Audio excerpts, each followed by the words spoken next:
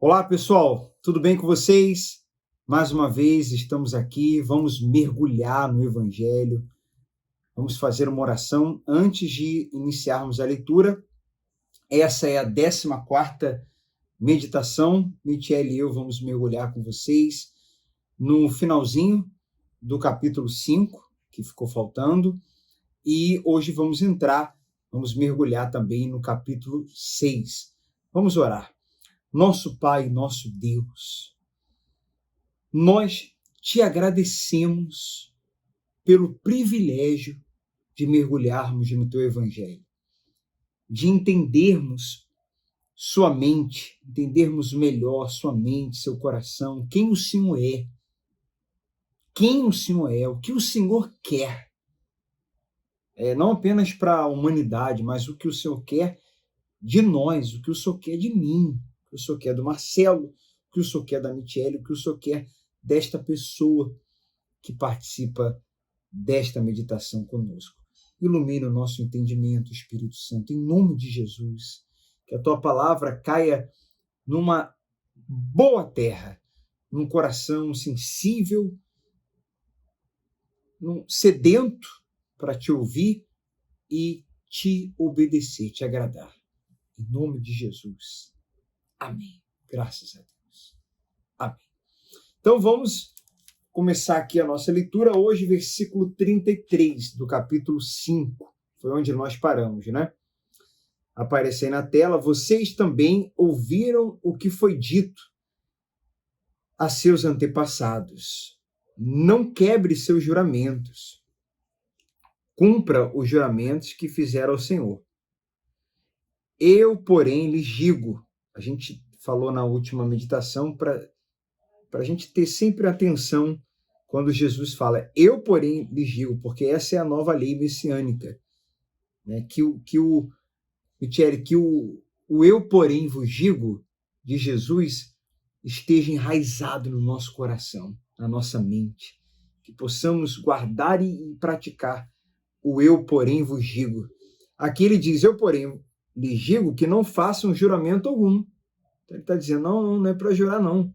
Não digam, juro pelo céu, pois o céu é o trono de Deus. Também não digam, juro pela terra, pois a terra é onde ele descansa os pés. E não digam, juro por Jerusalém, pois Jerusalém é a cidade do grande rei. Nem sequer digam, juro pela minha cabeça, pois vocês não podem tornar branco ou preto um fio de cabelo sequer.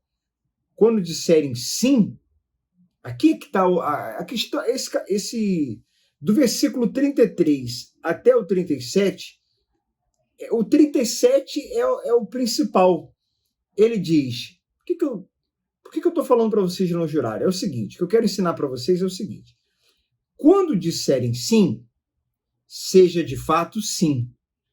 Quando disserem não, seja de fato não. Qualquer coisa além disso vem do maligno. Quer dizer, as pessoas tinham o costume de mentir jurando. É isso que Jesus está reprovando aqui. Então, não precisa jurar. A gente tem que construir confiança através de nossas palavras. Quando a pessoa é verdadeira, o sim dela basta. O não dela basta.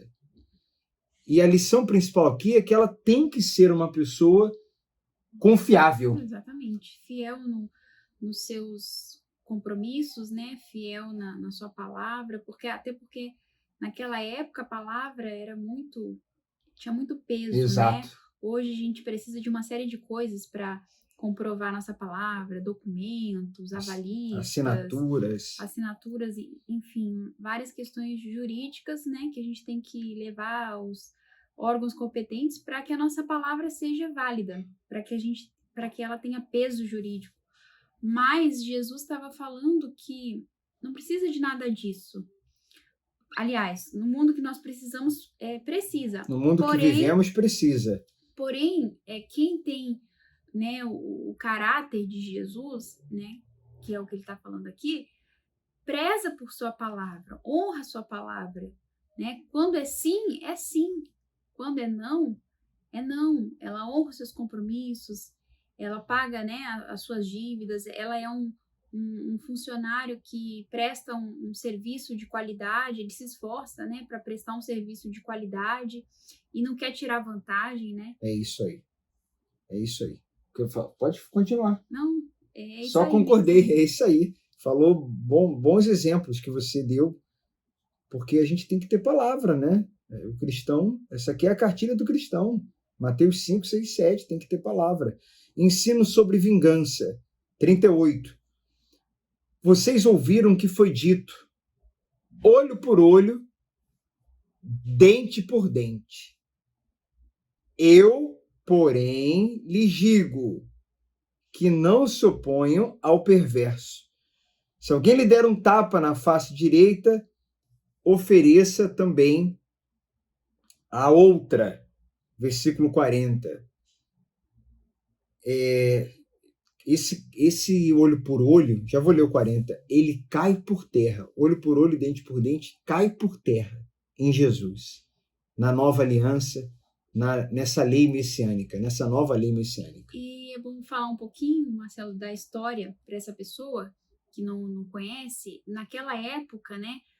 Por que existia essa lei? Olho por olho e dente por dente. Uhum. Porque, por exemplo, pessoa que tinha lá o seu dente arrancado, digamos assim, qual que era a justiça daquela época?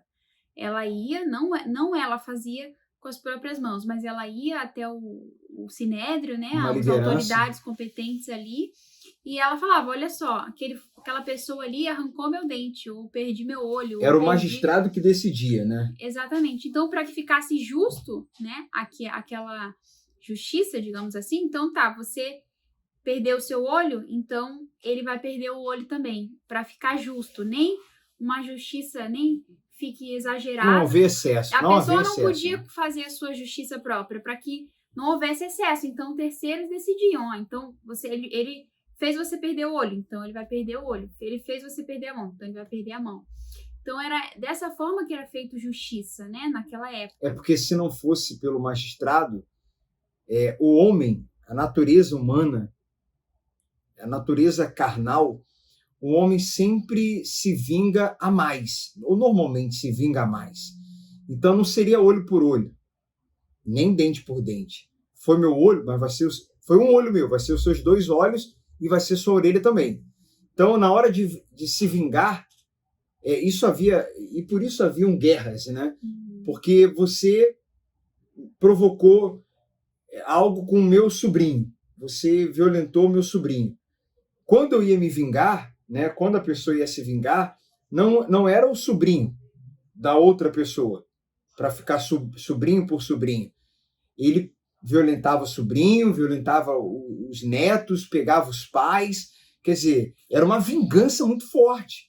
E aí a outra pessoa, sofrendo isso, quando contra-atacava, né, quando atacava novamente, vinha mais pesado ainda, vinha com mais força ainda, e é aí que surgiam guerras. É aí que surgiam grandes guerras, porque ninguém queria ficar por baixo. Os que se vingavam sempre a mais, uma dose a mais daquilo que receberam. Então Jesus vem nos ensinando algo que não é fácil, mas a graça dele nos capacita. O Espírito dele, a nova natureza, que a gente tanto tem falado aqui, nos capacita. É possível a gente praticar isso aqui? Sim. É possível sim, nascendo de novo e vivendo uma vida de santificação, alimentando o Espírito. O próprio Espírito Santo nos capacita a praticarmos isso aqui. Vamos seguir lendo aí, ó. No versículo 40, né? Se 39. você 39, eu porém lhes digo, não se oponha ao perverso. Se alguém lhe der um tapa na face direita, ofereça também a outra. Se você for processado no tribunal e lhe tomarem a roupa do corpo, deixe que leve também a capa. Se alguém o forçar a caminhar 1 milha com ele, caminhe 2. Caminhe 2. Jesus ensinou a quebrar o ciclo do ódio, né? Porque era um ciclo. Você me faz, eu lhe dou de volta, aí você retruca, eu retruco também. Quer dizer, um ciclo que muitas vezes eu acabava só, mesmo em mortes, em guerras, como eu falei. Se vingar não é ser forte. Guarda isso aí. Ser forte, na perspectiva de Jesus, ser forte realmente é você ceder. Tanto é que poucos conseguem. Se vingar é para a maioria, ceder é para poucos. Dar a outra face é o ciclo do ódio sendo quebrado. Quando você faz isso, quando a gente faz isso, a gente está destruindo a raiz do ataque. E Mateus 5, 6, 7, Jesus dá ensinamentos justamente que vão na raiz. Então, a raiz do ataque, a raiz da vingança, ela é quebrada quando eu cedo, quando eu amo o meu inimigo, quando eu pago o mal com o bem. É o que ele está dizendo aqui no 42. Pode falar, Mitia. E isso, a gente vai ler mais ali na frente também, né? Sobre o amor pelos inimigos, né? Que aí ele subiu vou entrar agora. Um nível maior. Mas Jesus estava ali ensinando, como o Marcelo falou, a quebrar o ciclo do ódio, né? A interromper aquilo ali. E quando a gente decide fazer, toma essa iniciativa, né? De fazer o contrário, a gente está agindo como Jesus agiu. Por exemplo, quando ele estava ali por exemplo, os discípulos, eles morreram porque eles poderiam querer se defender ali, né? Mas eles decidiram se entregar por amor a Jesus, por amor a esse Jesus, a esse Deus que eles conviveram. Por isso que a gente admira a fé, né, dos primeiros cristãos, né, Marcelo? Porque eles foram ali, eles não negaram a fé, eles foram fiéis até a morte, né? Eles não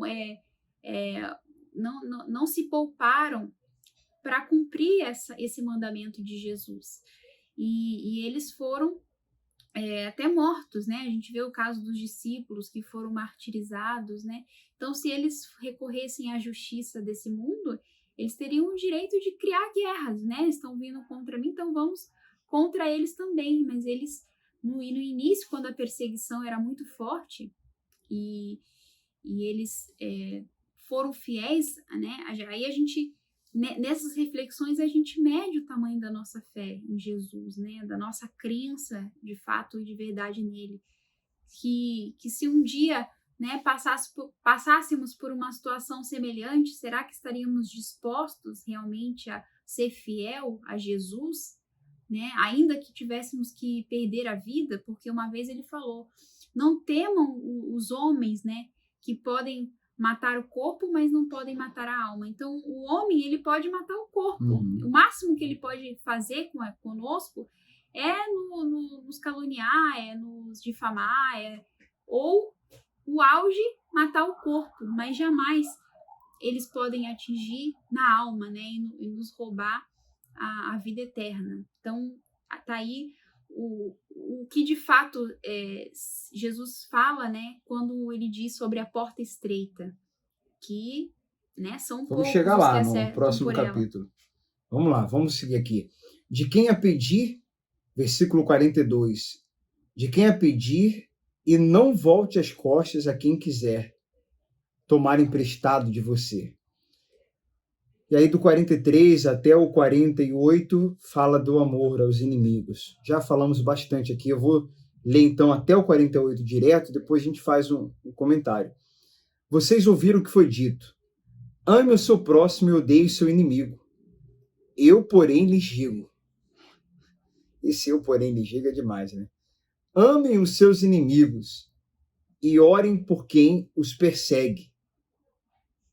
Desse modo, vocês agirão como verdadeiros filhos de seu Pai, que está no céu.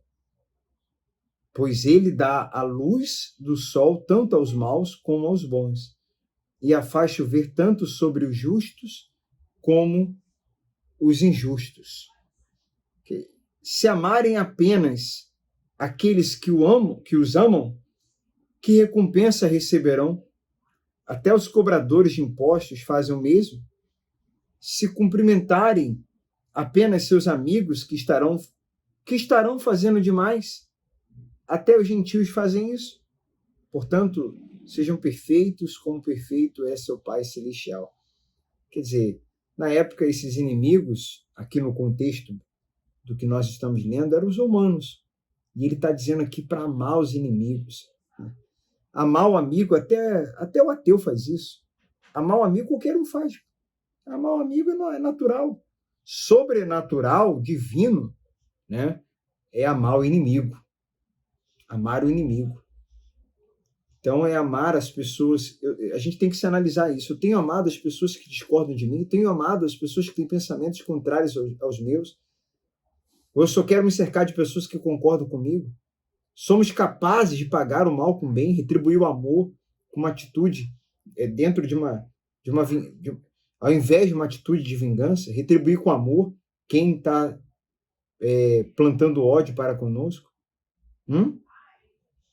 Não por uma falsa aparência, não por uma falsa religiosidade, não é algo forçado, é natural e, ao mesmo tempo, sobrenatural. É o amor que vem de dentro de nós, é o amor de Deus dentro da gente que transborda, porque aí a gente entra, Michele, naquela frase, né, que muitos dizem, é bem conhecido, que cada um dá o que tem, é verdade. Então, se eu tenho um amor, se eu estou cheio desse amor, se eu tenho Jesus, não pode sair outra coisa de mim a não ser amor, porque Jesus é amor, Deus é amor. Então, eu dou o que eu tenho, independente do que eu recebi, independente do que as pessoas, do que os olhos humanos, a outra pessoa mereça receber. Eu dou o que eu recebi de graça, eu dou de graça, e eu dou o que eu tenho. É uma coisa assim tão, tão sublime isso, tão gloriosa, que por mais que eu quisesse, é assim que eu vejo muitas vezes o perdão, né? O amor, a mágoa. Uma pessoa cheia desse amor, por mais que ela queira, digamos assim, né? Eu não acredito que as pessoas queiram, mas por mais que nós quiséssemos ter mágoa, por mais que a gente quisesse se vingar, a gente não consegue. Se a gente estiver cheio desse amor, se o Espírito Santo estiver fluindo em nós, se a nossa vida espiritual estiver realmente boa, se a gente estiver alimentando o Espírito, em conexão com Ele, buscando a Ele, vigiando, por mais que a gente queira, a gente não consegue, porque não é o que está dentro de nós. Não é o que está dentro de nós. Agora, se a vida, a gente também tem batido nessa tecla, se a pessoa não nasceu de novo, não tem uma nova natureza ainda, ou um dia nasceu de novo, porém não tem feito essa manutenção que a vida espiritual exige, né? Esse cuidado, aí pode ser que fale mais alto o lado humano, a carne, a natureza corrompida que lutamos contra, né? Que somos, e aí ela realmente tem esse tipo de sentimento dentro de si. Né? E Jesus deixa aqui, né, Marcelo, no versículo 45, desse modo vocês agirão como verdadeiros filhos de seu Pai que está no céu, pois ele dá luz do sol tanto aos maus como aos bons, e faz chover tanto sobre os justos como os injustos. Então imagina se Deus o tempo todo fosse fazer justiça com os maus, né? Ele não... Mas Jesus está dizendo aqui que o Pai, ele é bom até com os maus. É lógico que um dia... a vida é uma dádiva, né, Marcelo? E ele dá oportunidade tanto aos bons quanto aos maus de aqui nessa terra, enquanto a gente viver, porque está escrito, né? Ao homem está ordenado viver uma só vez, vindo depois disto o juízo. Então, vai chegar o dia do juízo, vai chegar o dia do machado, da árvore ser cortada pela raiz. Mas Jesus falou que pela árvore a gente conheceria os frutos. Então, olhando para a nossa vida... vai chegar o dia bem-vindo, né, ao meu reino, entra no gozo do seu Senhor. Mas tem gente que, às vezes, tem pregadores, alguns pregadores, parece que só vai ter essa parte, né? Pregam como se só tivesse essa parte. Mas vai ter também, apartai-vos de mim, que então, eu não vos conheço. Vai ter os dois, né? A vingança, né? O preço pago de forma... O preço realmente, a justiça feita de forma justa, vai ser feito pelo nosso Deus, né? A ele pertence a vingança, tá escrito. Então a gente não tem que se preocupar, a gente tem que alimentar um coração segundo dele que ele nos orientou. Isso que nos confronta, que muda o nosso coração de pedra, coloca o nosso coração de carne e a gente fica parecido com Jesus, né? A gente vê o exemplo, eu sempre lembro quando a gente enfrenta alguma situação, né, de injustiça, né, de ser contrariado, de ser injustiçado, a gente lembra de Jesus na cruz, quando ele estava numa situação ali, né, sendo injustiçado, foi, né, crucificado, e ele orava a Deus, né, Pai, perdoa, porque eles não sabem o que fazem. Isso, né? Aí. E assim a gente tem que ser o nosso coração também. E nesse versículo que fala da perfeição, esse último do capítulo 5, que aparece aí na tela, ele diz, portanto, sejam perfeitos, como perfeito é seu Pai Celestial. Essa perfeição é no sentido de funcionar no propósito para o qual foi criado. Se você tem uma caneta aí, e essa caneta está funcionando bem, ela foi feita para isso. O propósito dela é escrever, né? Ela tem que funcionar. E se ela funciona, então ela está perfeita. Não é a beleza dela que conta, ela não é perfeita pelo tamanho, pela cor, ela é perfeita porque ela está funcionando no propósito para o qual foi criada. Então, essa é a perfeição que diz aqui. Nós fomos criados para adorar a Deus, para agradar a Deus. Então, é como se Jesus estivesse dizendo, funcione no propósito para o qual vocês foram criados por Deus, pelo meu Pai. No propósito para o qual eu criei vocês, que é amar, que é adorar, que é perdoar, que é ajudar, que é pregar o evangelho a toda criatura, com palavras e com a própria vida. Então... E aqui também fala da recompensa, né? Se amarem apenas aqueles que amam, que recompensa receberão? Versículo 46. Mas se a gente fizer além, né? Se a gente fizer realmente o que Jesus nos pede, aí a gente vai ser realmente recompensado pelos céus, né? E essa recompensa, não tem recompensa maior do que essa, né? É isso aí. Agora nós vamos entrar no 6. Ó, esses capítulos, principalmente o 5, 6 e o 7, os vídeos estão ficando maiores, né? As meditações estão ficando maiores, mas é necessário. Isso porque a gente tem versículos aqui que daria, por exemplo, a gente está com 22 minutos até agora, 23 minutos. Nós fomos do 33 até o 48. Só que daria para a gente fazer esses 20 e poucos minutos só do 33 até o 37. Só da vingança daria para a gente fazer os 30 minutos. Só da parte de amar inimigos daria para a gente falar mais coisas, dar mais exemplos, explicar mais situações, fazer mais paralelos sobre o amar o inimigo em 30 minutos ou mais. Então a gente teve que falar de 3 assuntos aqui, está dando esse tempo, mas é mergulho, né? É mergulho. A gente está tentando fazer aqui de forma equilibrada. Porque, assim, seria um extremo, a gente só lê e não explica nada, só lê, mas isso aí não seria mergulho, né? E um outro extremo, se a gente fosse falar 1 hora de cada 4 versículos aqui, 5, que é possível, que é totalmente possível, mas aí não é o que nós propomos aqui, senão nossos vídeos ficarão com 2, 3 horas de duração. Tá bom? Então vamos entrar no 6. E também só fazendo um último resumo aqui, né, Marcelo? A gente vê que o que exemplifica ser a luz, né, desse mundo. Porque imagina a gente colocando isso em prática, né? Você pedindo, por exemplo, você está lá no seu trabalho e o seu patrão pede para você fazer alguma coisa, mas você decide... Deixa eu desligar aqui o telefone. Mas, além de fazer aquilo que ele está pedindo, você... Não, eu vou ser luz, eu vou fazer algo a mais, eu vou fazer aquilo que não está sendo esperado de mim, mas eu vou fazer porque isso é uma oferta para o meu Deus. Então, aí você já está fazendo uma grande diferença, né? Então, impossível você não se destacar, impossível você não ser né, as pessoas não ficarem impressionadas com a diferença que você é no seu falar, no seu agir, né? Você vê lá alguém te maltratando no trabalho e você trata aquela pessoa bem. Enfim, aonde você estiver, você faz o oposto do que era do esperado, né? Então, assim, os frutos disso, realmente a pessoa acaba colhendo, Marcelo, porque não tem como ela não se destacar lá no seu trabalho, né, no patrão, e ela ter ali um bom nome, né, uma boa reputação, e as pessoas vão respeitar. Essa pessoa é digna de respeito.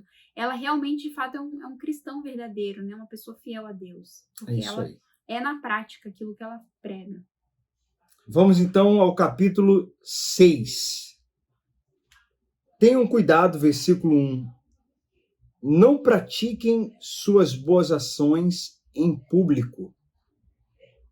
Esse capítulo 6, ele vai tratar muito do nosso relacionamento com as pessoas, né? De dentro para fora. E ele já inicia aqui falando para a gente não praticar boas ações em público para serem, aqui é o detalhe, para serem, quer dizer, com a intenção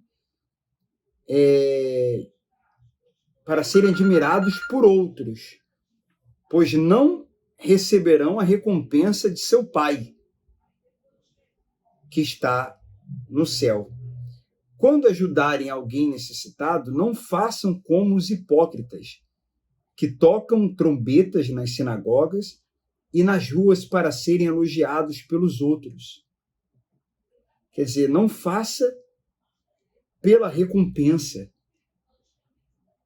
Tem recompensa, mas não faça por ela. Porque se você fizer para o homem, para aparecer para o homem, você vai receber a recompensa do homem.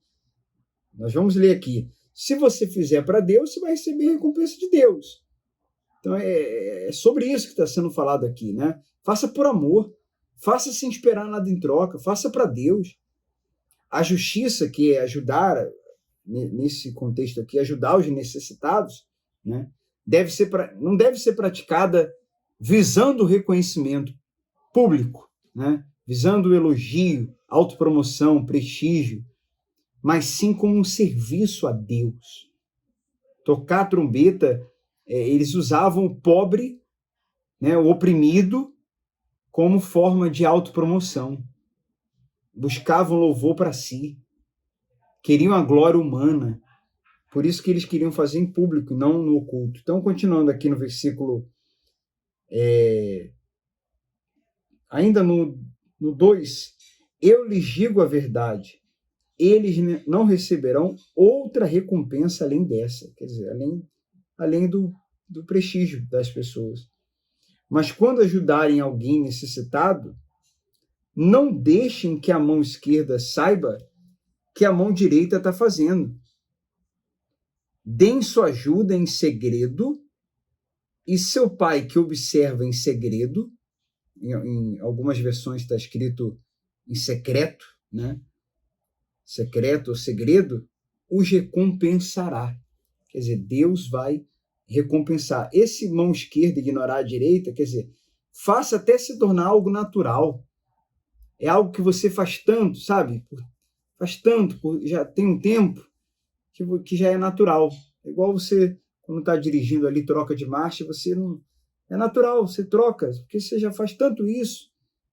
Então, é assim que Deus espera que ajudemos as pessoas, né?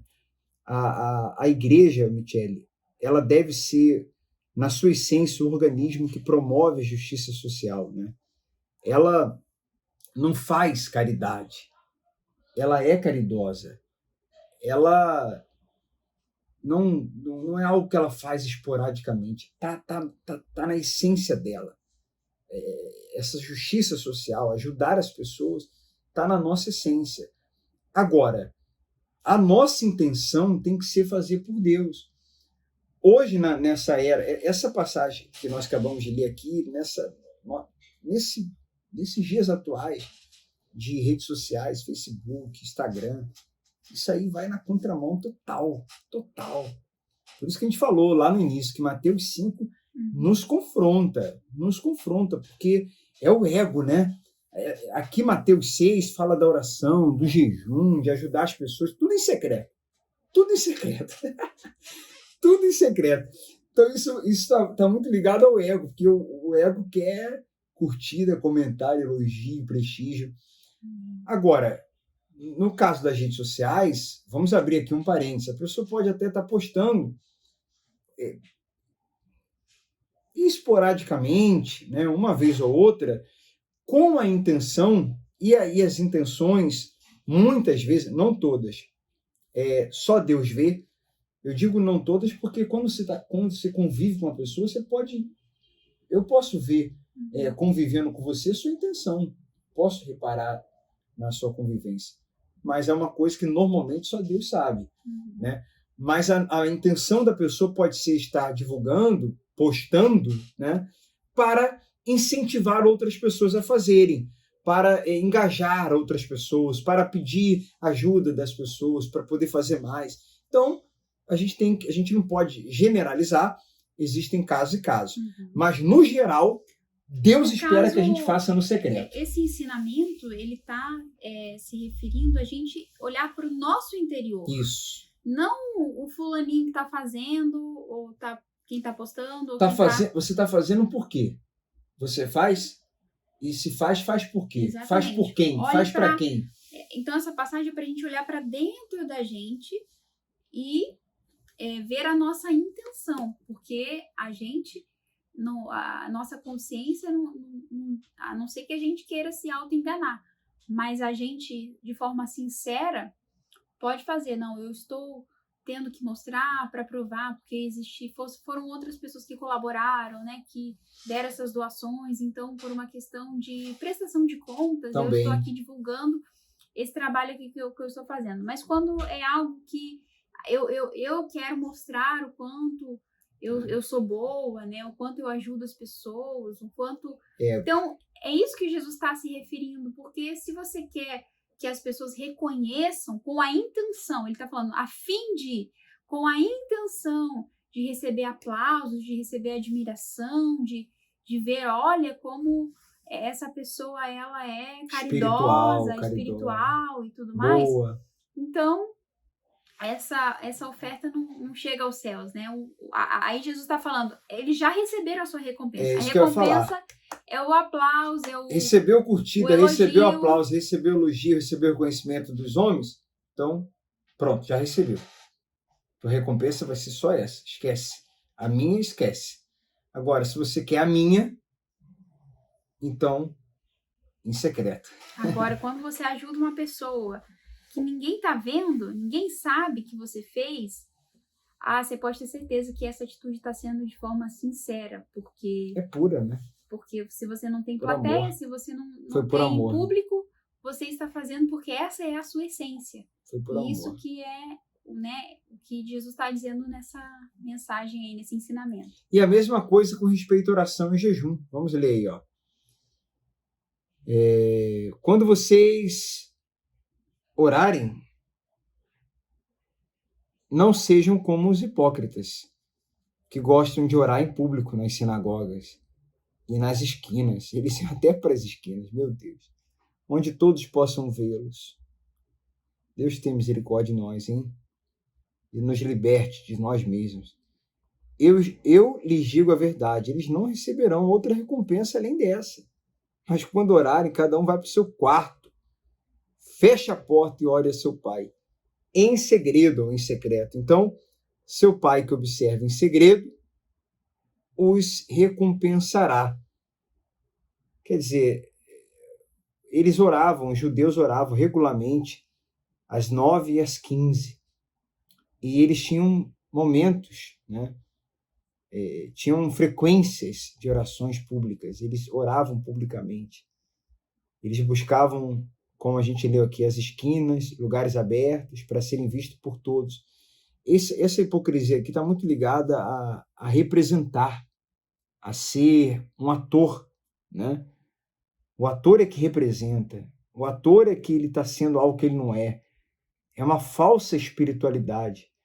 E a gente tem que se preocupar com a essência e não com a aparência. a gente tem que estar focado no que realmente está dentro de nós e não no que os outros vão ver ou pensar. Até porque Deus sonda a mente e o coração. Ele sabe quem realmente nós somos. Então, entra o que você havia comentado muitas vezes desse auto-engano, né? E uma pessoa, ela pode se gabar porque ela fala que ela frequenta o culto todos os domingos ou todas as semanas, né? Ou tantos dias, ou há pessoas que se gabam, eu vou todos os dias ao culto, né? E uma pessoa, ela pode estar, não estamos falando que são todos os casos, mas uma pessoa, ela, como Jesus falou aqui, ela pode estar indo ao templo físico, né? Todos os dias ela pode orar lá, todos os dias ela pode fazer, né, atividades na igreja, no templo, todos os dias, e mesmo assim ela ser desconhecida diante de Deus. Isso nos faz lembrar isso que você está falando aí.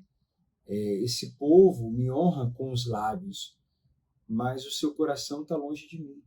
Porque ela não tem intimidade com o Senhor no secreto, né? Porque ali, no secreto, onde ninguém tá vendo, onde ninguém tá me observando, ali eu sou quem eu sou. Ali eu não preciso fingir palavras porque Deus sabe de todas as coisas. E ali a gente está nu, né? Na nossa nudez, falando com Deus o que a gente sentiu, o que a gente pensou, o que a gente teve vontade de fazer, que não o agradava, né? Então, ali a gente está sendo quem a gente é. E é isso que agrada a Deus. E a oração tem que ser assim também. Não adianta repetir. Não é pelo muito falar. Não é por ficar repetindo as palavras. É a oração sincera. É a oração feita com fé e com sinceridade. Não é de forma mecânica, robotizada, decorada. É aquela oração que vem do fundo da alma, lá do fundo do coração. Palavras que saem pela sua boca que vêm do fundo do coração. E é essa oração que Deus espera de nós. Eu lembro da pergunta da mulher samaritana no poço para Jesus, né, Marcelo? Que ela pergunta, Senhor, os samaritanos dizem que aqui é o lugar certo de se adorar, né? Os judeus falam que é em Jerusalém. Aonde, afinal, é o lugar certo para adorar o Senhor? E Jesus falou, né? Já está chegando o tempo e já chegou, onde os verdadeiros adoradores adorarão em espírito e em verdade. Ou seja, além de eu adorar no meu interior, né? De fato e de verdade, Deus conhecer o meu coração e saber que o meu coração é dele, em verdade, que é na prática, no dia a dia, encarnando, né, os ensinamentos ali de Jesus, do Evangelho, eles me adoram. Então, em espírito, não de boca, né? Em espírito, que é dentro do coração, e em verdade, que é através no dia a dia das nossas atitudes, né? Então, ali revela o verdadeiro coração adorador. Perfeito. Versículo, nós paramos no 7, né? Ao orar, não repitam frases vazias sem parar. Eu já falei, né? Como fazem os gentios. Eles acham que se repetirem as palavras várias vezes, suas orações serão respondidas. Não sejam como eles, pois seu Pai sabe exatamente do que vocês precisam antes mesmo de pedirem. Portanto, orem da seguinte forma. Aí a gente vai entrar aí na oração do Pai Nosso, né?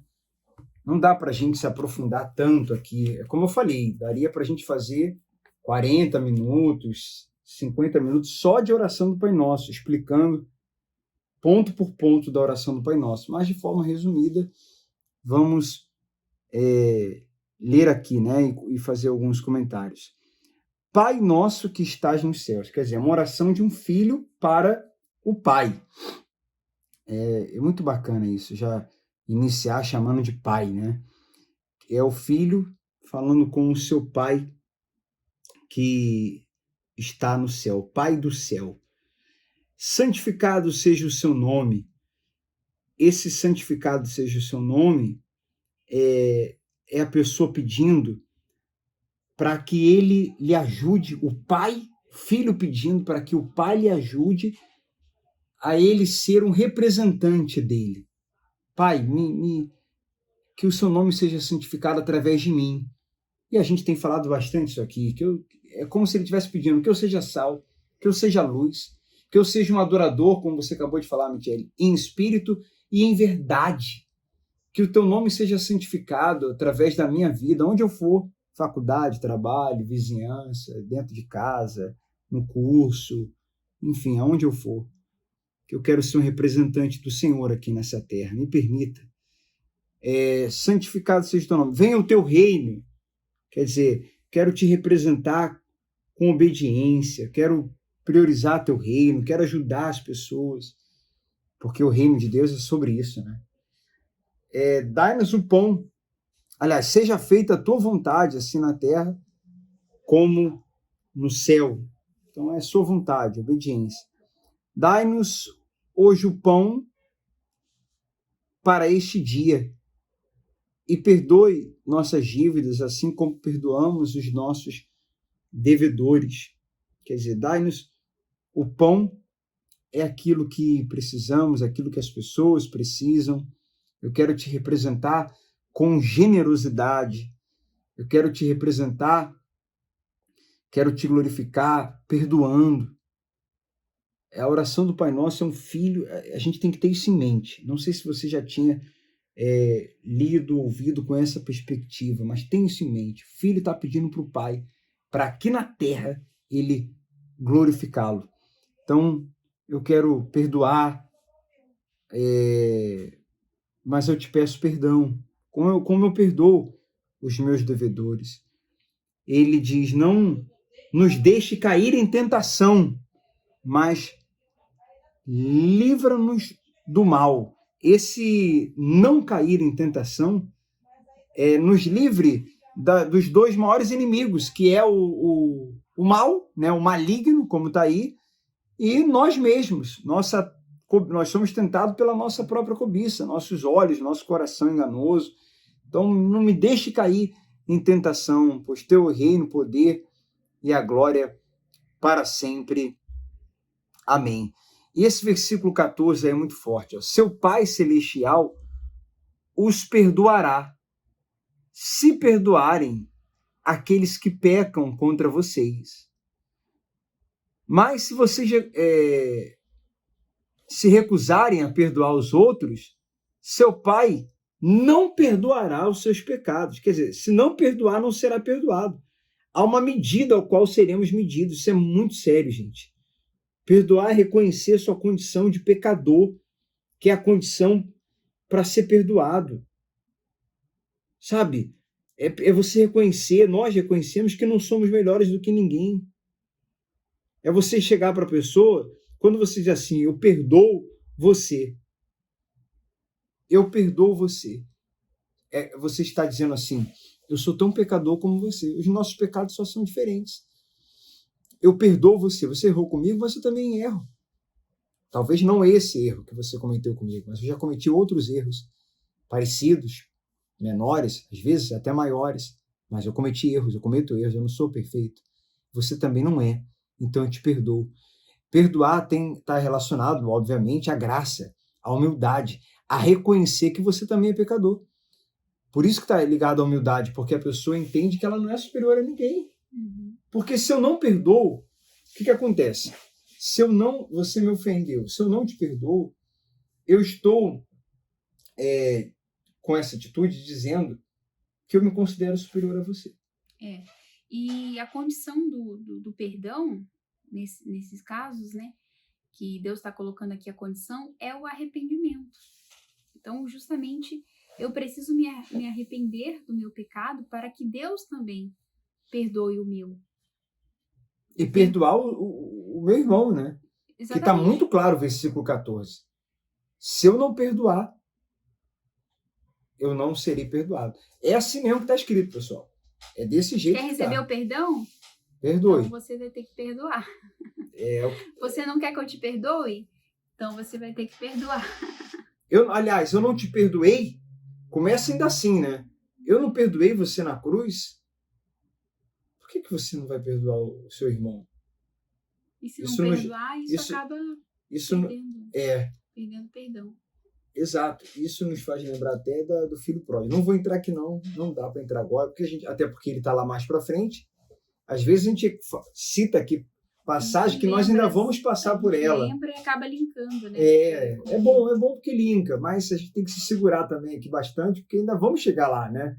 Mas o filho pródigo, ele foi perdoado pelo pai, e o outro irmão não estava liberando esse perdão a ele, estava de rixa com ele, mas espera lá. Mas depois a gente fala sobre isso. Paramos aqui, né? Jejum. No ensino sobre jejum. Versículo 16. Quando jejuarem, esse quando jejuarem, eu já entendo aqui, a gente compreende que é uma prática que a gente tem que observar, né, espiritual. Porque para Jesus é como se estivesse sendo óbvio aí. Ele não está dizendo, vocês devem jejuar. Ele está dizendo assim, quando jejuarem, quer dizer, eu imagino que vocês jejuem, né? Imagino que vocês jejuem, meus discípulos. Então, quando vocês jejuarem, não façam como os hipócritas, que se esforçam para parecer tristes e desarrumados, a fim de que as pessoas percebam que estão em jejum. Novamente, né, reconhecimento humano, novamente ego, novamente cobiça. A gente vê que na época Jesus ali estava expondo a religião. Batendo muito nessa tecla, expondo a religiosidade, porque a religiosidade trata do exterior, né? A gente já falou isso em outras meditações. Trata do exterior. Então, eles tinham que mostrar que eles jejuavam, mostrar que eles oravam, mostrar para as pessoas. Essa pessoa é religiosa, essa pessoa teme a Deus, essa pessoa, porque ela faz todas essas práticas, né? Ela tira o dízimo do endo, do cominho, da hortelã, ela faz tudo bonitinho, tudo certinho, mas ela despreza, né, as coisas mais importantes. Exatamente. Aí diz aqui, ó, eu lhes digo verdade. Eles não receberão outra recompensa além dessa. Qual recompensa? A recompensa dos outros verem, né, que eles jejuaram. Não sei que recompensa é essa, né, mas quando jejuarem, penteiem o cabelo e lavem o rosto. Desse modo, ninguém notará que estão jejuando, exceto o seu pai, que sabe o que vocês fazem em segredo. E seu pai, que observa em segredo, os recompensará. Então, aí está um detalhe para a pessoa se atentar, né, Marcelo? Se há um silêncio de Deus, às vezes, na nossa vida, para justamente a gente despertar para isso. Será que eu não estou sendo uma pessoa religiosa? Porque o relacionamento com Deus é vivo. Eu falo com Ele e Ele me responde. Se eu oro com sinceridade, não tem como Ele não nos atender, né? Porque Ele deixou isso prometido. O sincero, Ele dá graça, Ele atende, Ele ouve, né? Qual pai que o filho pedir pão não vai dar pedra? Ele ouve. Só que o problema é que a religiosidade, né, faz a pessoa ter um relacionamento frio com Deus. Ela não ouve mais a voz de Deus, ela não tem um relacionamento mais vivo, é um relacionamento morno, né? É um relacionamento de religiosidade, né? Então, essa é a diferença de um relacionamento com Deus vivo, né? Que eu falo com ele me responde, e um relacionamento que é superficial, exatamente, de aparência. Ensino sobre dinheiro e bens. Aparece aí uma tela, antes da gente entrar no versículo 19, com algumas perguntas, né? O que é valioso para você? O que você está acumulando? No que você confia? O que faz você dormir bem? 4 perguntas. O que é valioso para você? O que você está acumulando? No que você confia? O que faz você dormir bem? Caberiam outras perguntas aí, né? Onde está o seu tesouro? O que te dá paz e segurança? Porque nós somos aquilo que adoramos. Se o dinheiro for nosso tesouro, o nosso coração está nele. Aí o dinheiro se torna um Deus para a gente. Mamon é o único demônio que Jesus nomeou no Novo Testamento. É a divindade relacionada a dinheiro. E aqui Jesus está dizendo, não acumule nessa terra. Acumule no céu. não acumule aqui. Vamos ler, 19. Não ajunte tesouros aqui na terra, onde as traças e a ferrugem os destroem, e aonde ladrões arrombam casas e os furtam. Ajuntem seus tesouros no céu, onde traças e ferrugem não destrói, e onde ladrões não arrombam nem furtam. Onde seu tesouro estiver, ali também estará seu coração. Seus olhos são como uma lâmpada que ilumina todo o corpo. Quando os olhos são bons, todo o corpo se enche de luz. Versículo 23, mas quando os olhos são maus, o corpo se enche de escuridão. E se a luz que há em vocês é verdade, escuridão, na verdade, escuridão, como é profunda essa escuridão. Quer dizer, quem você está servindo? Submeta cada escolha sua ao senhorio de Jesus. Sabe, aqui está muito relacionado a querer. Não tem problema a pessoa prosperar, não. Mas ela está prosperando para si, como a gente tem falado, é por uma questão de ego. Esse é o desejo, porque aí o dinheiro virou senhor.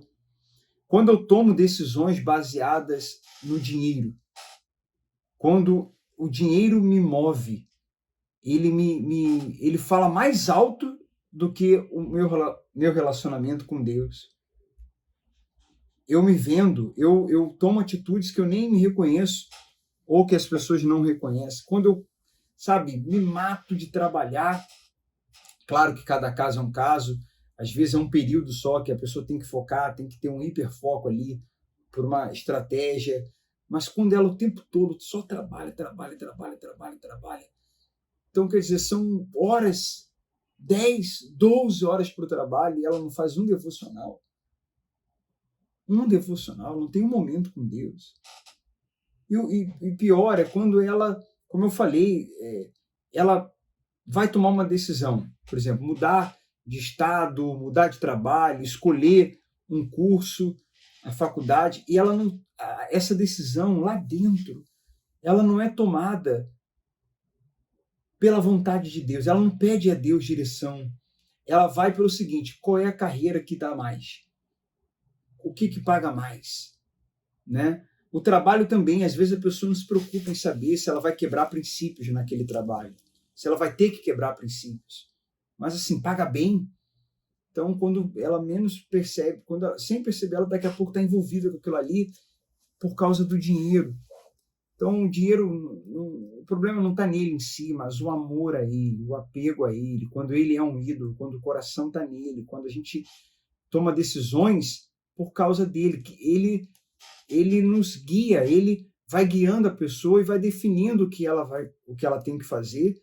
E essa pessoa que se diz cristã, muitas vezes, nem a Deus pergunta, nem tem a confirmação dele, nem sabe se aquilo ali é da vontade dele. Ela vai no embalo, em busca do dinheiro. Então, que Jesus está dizendo isso aqui, que o coração de vocês esteja em mim. Que vocês se submetam ao meu senhorio, à minha vontade, e não ao dinheiro. E o interessante é que... Opa, balançou aqui. O interessante é que logo depois dessa parte aqui do dinheiro, ele fala dos olhos, né? E os olhos tá ligado a isso. Você está com o olho no dinheiro, você está com o olho no que os outros têm, você está cobiçando, porque, novamente, a gente repete, a cobiça vem pelos olhos. É o que você está vendo, quero ganhar isso também, quero ter isso também, ainda mais nas redes sociais. Isso é os maus olhos. Os maus olhos é isso. Da comparação, né, Marcelo? Da comparação. Porque, muitas vezes a gente está ali... Que faz muito mal, que desperta uma cobiça. Às vezes você está desejando coisas que você nunca desejou. E às vezes que não é o momento, né? Para você... Porque você está no foco, no propósito ali de vida, e aquilo ali instiga a sua cobiça. E você, por conta daquela cobiça, porque o outro tem, eu também tenho que ter, e aí aquilo alimenta algo, e você corre atrás daquilo, sacrificando outras coisas que eram prioridade por uma coisa que naquele momento ali não fazia sentido para ela, né? A gente não estamos falando que você não pode ter, né, as coisas boas, o melhor, mas não atropele outras coisas que são prioridade na sua vida para você conquistar, né, coisas terrenas que amanhã lá na frente ou depois você pode olhar para trás e ver que foi em vão, né, que você não priorizou o que era para priorizar. Então deixe as coisas, isso a gente vai ler um pouquinho mais na frente, deixe as coisas acontecerem a gente tem que deixar as coisas acontecerem na nossa vida no tempo de Deus, no momento de Deus, na hora certa. Porque, e aí, pode concluir. Porque aí não vai gerar ansiedade, né? É isso que eu ia falar aqui. É isso que eu ia falar. É isso que eu ia falar. É isso aí, porque nos próximos versículos fala sobre ansiedade. Então, só concluindo aqui, ó, a gente parou em qual? Mas quando seus olhos são maus, acho que foi no 24, né? 24. Ninguém pode servir a dois senhores, pois odiará um e amará o outro. Será dedicado a um e desprezará o outro. Vocês não podem servir a Deus e ao dinheiro. E quando ele vai para o 25, que ele fala sobre preocupação, né, sobre uma vida ansiosa, ele fala, por isso eu lhes digo, versículo 25, que não se preocupe com a vida diária, se terão o suficiente para comer, beber ou vestir. Quando ele fala por isso, ainda é que a gente tem que considerar o contexto, os versículos anteriores. E ele estava falando sobre o quê? Sobre dinheiro. Então é por isso, está tudo ligado, né? Tudo ligado. A ansiedade pelo que vai ter, pelas coisas, essa questão da cobiça dos olhos. Por isso que eu falo para vocês não se preocuparem. Esse versículo aqui, do 25 até o 34, que é o final do livro do Mateus, capítulo 6, ele vai falar de uma vida ansiosa. Não da ansiedade em si, porque a ansiedade ela pode ser uma doença, ela pode ser algo físico também, ela pode ser algo hormonal, mas a vida ansiosa, que é uma vida de preocupações, né? E Jesus fala como vencer isso aqui. Vamos ler. A vida não é mais que a comida. E o corpo não é mais que a roupa, não é mais que roupa. Observem os pássaros. Eles não plantam, não colhem, não guardam alimento em celeiros, pois seu Pai Celestial os alimenta.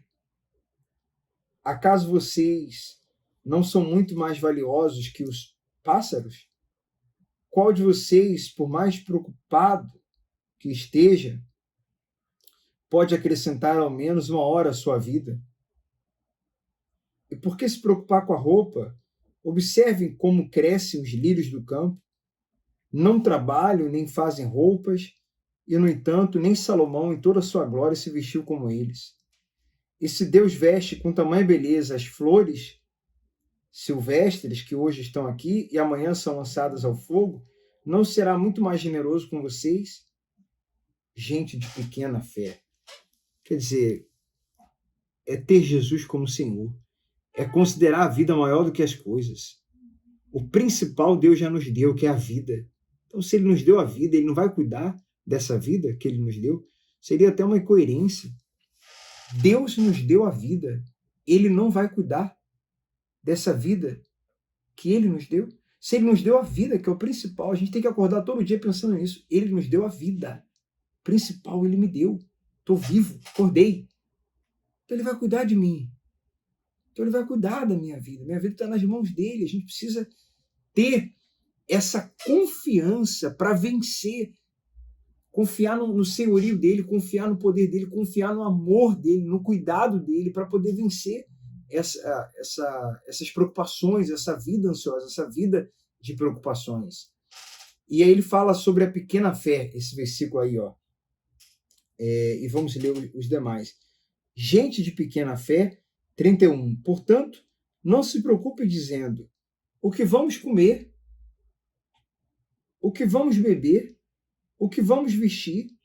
Essas coisas ocupam o pensamento dos pagãos. Mas seu Pai Celestial já sabe do que vocês precisam. Pô, vocês têm um pai, né? Vocês têm um pai. Duvida não. Está muito ligado à fé também, né? Não duvidar. Busque em primeiro lugar o reino dos céus e sua justiça. E todas essas coisas lhes serão dadas. Quer dizer, me priorizem. Não duvide de mim, me priorize, busca meu reino.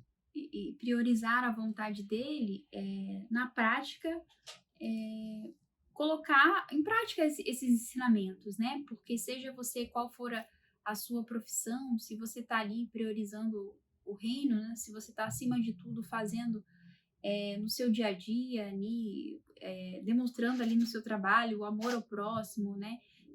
O prestar um serviço de qualidade, exalar o perfume de Jesus ali onde você está. Então, a remuneração, a promoção, a conquista, o sucesso, os bens materiais, as coisas que eu necessito vão ser acrescentados, porque uma pessoa que dá o melhor, que ela de fato, ela pratica tudo isso aí que foi ensinado mais lá atrás, as outras coisas vão vir, né? Vão ser acrescentadas naturalmente, sem eu precisar focar eu não vou preocupar com isso em primeiro lugar, que eu tenho que trabalhar por causa do dinheiro, por causa disso, por causa daquilo. Lógico que a gente tem as contas para pagar, os boletos. A gente tem responsabilidade, todos, né? Mas o que ele está falando que, em primeiro lugar, o nosso foco tem que estar no reino. E as outras coisas, ele vai prover, ele vai dar direção, ele vai sustentar, as coisas você vai ter condições de ter esse sustento, né? Creia no cuidado de Deus. Creia no agir de Deus, não só como Deus, ou como Senhor, mas como Pai. Pai. Você é pai? Você é pai? Você é mãe? Avô, avó? Ou filho? Você não é pai ainda, mas você tem pai. Os bons pais, eles se preocupam em não deixar faltar nada. E os bons pais não saem dando tudo de uma vez. Eles sabem a hora certa de dar. Porque tem coisa que é boa, que o pai pode dar e ele quer. Mas não é a hora. Ele sabe que se der vai atrapalhar o filho, vai estragar o filho. É antes da hora. E antes da hora, o que é bênção pode se tornar até maldição. Então confia no pai. Confia no pai. Não duvide do pai. Vamos ler aqui o último versículo desse capítulo. Portanto, não se preocupem com o amanhã, pois o amanhã, estou tanto com o pai na cabeça, pois o amanhã trará suas próprias inquietações. Bastam para hoje os problemas desse dia. Esse versículo aí, ele fala, amanhã Deus vai cuidar da gente. Mês que vem, Deus vai cuidar da gente. E daqui a 2 mil, Deus vai cuidar da gente. Mas isso que está acontecendo, Deus vai cuidar da gente. Da ansiedade. E depois, Deus vai cuidar da gente. E outra coisa, essa passagem também fala da gente considerar o hoje, né? Considerar o agora, valorizar esse presente que é a vida. E a vida é o hoje, é o agora. Não é o ontem, nem o amanhã. É o agora. E por último, última coisa que eu queria falar aqui. Olha o valor que Deus nos dá, né? Olha o valor que Deus nos dá. Porque ele fala dos pássaros, ele fala dos lírios do campo, ele fala de outras criações dele, mas a criação principal somos nós. E a gente tem que entender esse valor que nós temos em Deus. Em Deus. Que nos redimiu, que deu o seu próprio filho. E o valor dele. O valor dele. Não é sobre o nosso valor, propriamente dito. É sobre o valor que ele nos dá. É sobre o valor dele, é sobre a sua graça. É sobre o pai que ele é. É sobre o pai que ele é. É sobre o que ele fez que nos tornou filhos. Então, entenda e creia nesse pai, nesse cuidado, nesse amor, nessa providência, nesse poder que ele tem também, tá bom? Quando a gente entende e crê nisso, se a gente mergulhar aqui nesse capítulo, nessa parte que fala da vida ansiosa, sabe? É para nos acalmar mesmo. É para desacelerar a gente não ficar inquieto, para a gente ser mais Maria e muito, muito, muito menos Marta. Deus abençoe vocês. Falar alguma coisa? Não, só isso mesmo. Só... Tudo isso, né?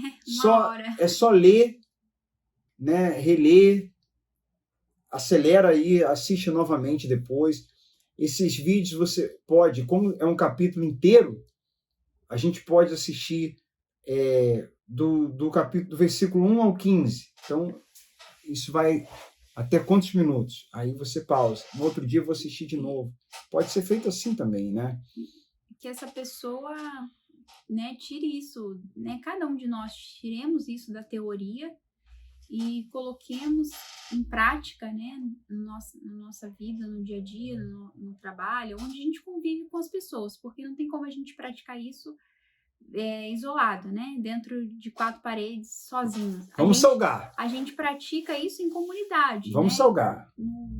Aí na rua, nos lugares que nós frequentamos, na igreja, na convivência com as pessoas, né, sendo esse sal, porque a gente não pode fugir e querer se isolar, né, do mundo, das pessoas. A gente tem que ir salgar, né, e vamos pregar iluminar o evangelho com a nossa vida. Vamos salgar. Se você puder, comenta aí, ó, com esses ensinamentos de Mateus 5, 6 e o 7, que nós vamos meditar, eu vou salgar, eu vou iluminar aonde eu chegar. Vamos ter isso em mente, vamos determinar isso e vamos viver isso. Vamos salgar, vamos iluminar. Onde Deus te colocou, onde Deus permitiu você estar, salga aí esse lugar, salga esse pessoal aí, ilumina esse lugar aí, ilumina essas pessoas aí, ilumina esse hospital aí, salga esse hospital aí, salga esse ambiente. Ah, mas o ambiente é complicado, tem gente complicada. Salga aí, salga aí. Não tem coisa melhor para realizar a alma, nossa alma, quando a gente está priorizando as coisas do reino.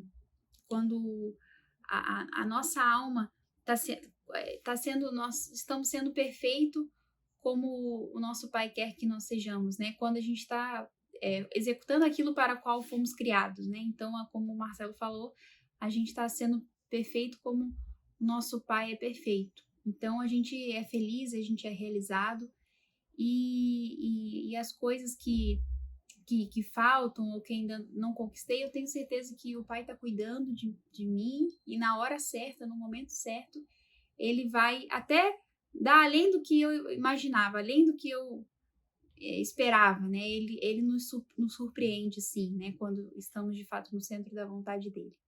Amém. Deus abençoe a todos.